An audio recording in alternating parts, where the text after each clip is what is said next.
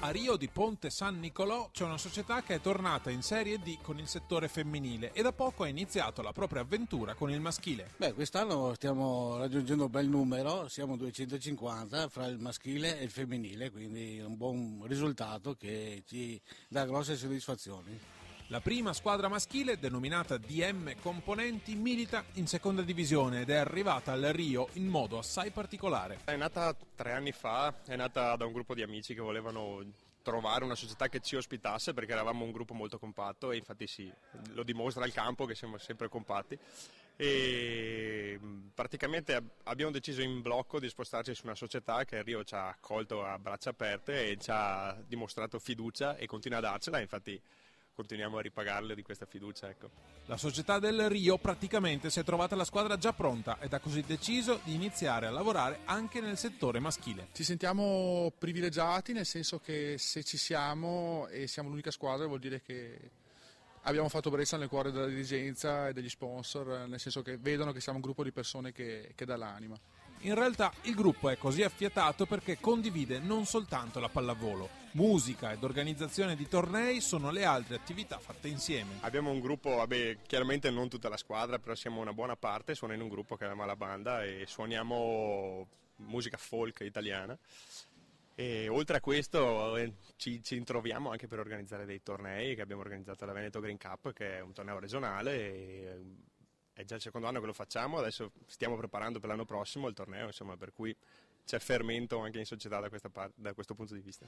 L'obiettivo quest'anno è la salvezza, essendo il DM Componenti una neopromossa in seconda divisione. L'obiettivo stagionale è sicuramente fare bella figura, che non vuol dire necessariamente vincere, comunque dimostrare di essere una bella squadra, corretta soprattutto, quindi predichiamo molto la correttezza, il non protestare mai con gli arbitri, anche perché non ha senso.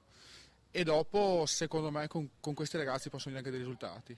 Quindi una salvezza comoda e perché no pensare anche un pochino più in alto.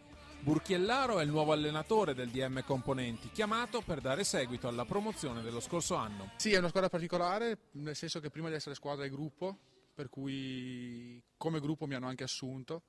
Io li conosco al di fuori come ragazzi, come gruppo di amici. Quest'estate quasi per gioco mi hanno detto dai, tu ne sai un po' di pallavolo perché sono 1000 anni che giochi.